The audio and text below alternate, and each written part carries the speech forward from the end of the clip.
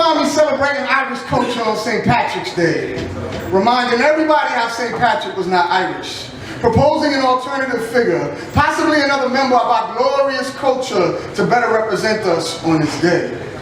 Find me filling their heads with four cycles, forming folk fables of floods, Partholonians, Fomorians, and furballs. Finn McCool and the Fianna, feasting on the knowledge of salmon. Tell me of the Tuatha De Danann, pick pagans partaking, Milesian, Iberian gales gaining ground, and magical leprechaun shoemaker lands out of gold and rainbow ends, for the love of fairy mounds a farmer wouldn't disturb. Samhain stories and Beltane beckonings, heard in the talismans and tall tales that tell it. But truth be told, St. Patrick wasn't Irish. More like an analogy for everything is never what it seems. A Romanized Britain captured in a raid, taken to a land where he would eventually be remembered dearly, because at the end of the day, he had the gift of gab that would convince a whole island to worship Christ. Talk to them of the times of yore. Maybe we need more St. Bridget of Kildare tending the poor. Brendan the bold navigator with seas to explore. Teach them of the 12th, 6th century monastic patron St. Apostles. Here are the heroes heralded by the four masters. The 9 hostage high king lineages. Bang Brian Boru ballads and bars. Remember Norman strongbow invasions. From the hill of Tara to the Giant's Causeway. The northern locks to the river Shannon. The band to the Barrow to the Boyne or the Blackwaters to the Brandon, McGillicuddy's reeks to the flats and hills ever camouflaged in green. We be golden harps humming, strumming in haunted castles. We are Robert Boyle in the lab, our beer Blarney Stone Banshee brilliant, Poe Swift Stoker Joyce and C.S. Lewis scripting. Just try to fathom no Ravens quoting, no Gulliver's traveling, no Ulysses, Narnia or Dracula. We all imagination and magical realism to the 1,916%. We get it all down. Middle Ages to the Guinness Book of Records, inventing the shorthand system, boycotting and embellishing beautifully. Because even if St. Patrick was not Irish, the people that developed the tattoo machine and made the improvements on a modern-day submarine were living off in the mining packs, laying railroad tracks and digging canals, fleeing famine for gold mines and sulfons, aroused off revolutionary ideas from Henry Ford to Che, ending up larger than life on the stage like John Wayne. Even Brando and De Niro got claimed. Yes, it's crazy how both actors that played the Godfather even have Irish descent. I'll be your plastic caddy, bragging how we get big box office bucks from crazy ass Tom Cruise to Mel Gibson and McConaughey. Marky, Johnny Depp to Cusack, Clooney, and Connery. Masters of brilliant tragedy, think Heath Ledger, Robin Williams, Chris Farley.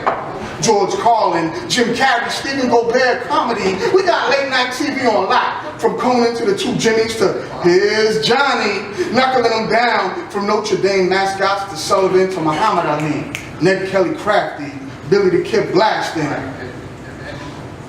Bugs Moran and O'Bannon, the Bolger. Our boards adored and loved. Believed that even the best members of the Beatles had Irish blood. From David Bowie to Bruce the Balls to Billy Corgan and Cobain.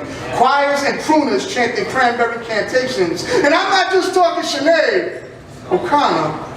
We talking Mariah, Alicia Keys, and Rihanna.